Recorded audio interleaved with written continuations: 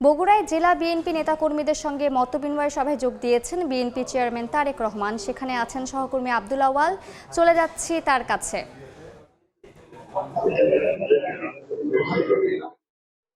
দীর্ঘ 2 দশক পর বিএনপি চেয়ারম্যান তারেক রহমান তার নিজ পৈতৃক জেলা বগুড়া এসে কিন্তু একেবারে ব্যস্ত সময় পার করছেন এবং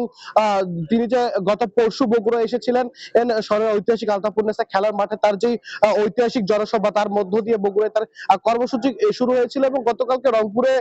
জনসভায় যাওয়ার আগে কিন্তু তিনি বগুড়ায় যে হোটেল রাজগার্ডেনে অবস্থান করছেন সেখানে কিন্তু পিছিয়ে পড়া বিশেষ সুবিধা সম্পন্ন মানুষদের মাঝে হুইল চেয়ার বিতরণ করেছেন উপহার হিসেবে। এরপরে কিন্তু বগুড়া যেই ঐতিহাসিক বাইতুর রহমান সেন্ট্রাল মসজিদ রয়েছে সেখানে কিন্তু তার নিজ হাতে গড়া মসজিদ, সেখানে জুম্মার নামাজ আদায়ের পর বগুড়ায় তিনি কিন্তু মোকামতলা এবং মহাস্থানগড়ে দুইটি জায়গায় পথসভা শেষে কিন্তু রংপুরে জনসভায় যোগ দিয়েছিলেন এবং আজকে শুরু থেকেই দিনের শুরুতেই কিন্তু সিরাজগঞ্জে তিনি জনসভায় যোগ দিবেন। তার আগে বগুড়ায় তিনি এখানে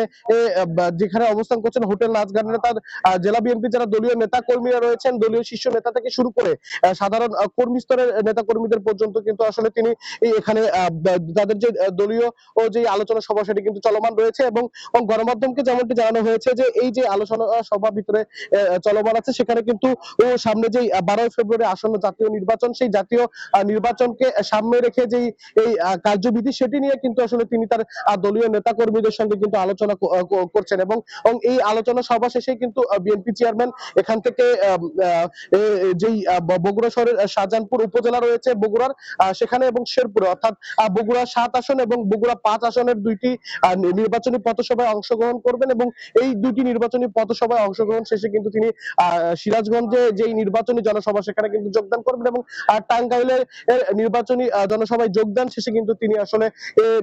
আবারও রাজধানী ঢাকায় ফিরে যাবেন এবং বগুড়ার সাধারণ মানুষের যেমনটি প্রত্যাশা ছিল যে দীর্ঘ 17 বছরে বগুড়ার যে উন্নয়ন বঞ্চনার গল্প সেইখান থেকে কিন্তু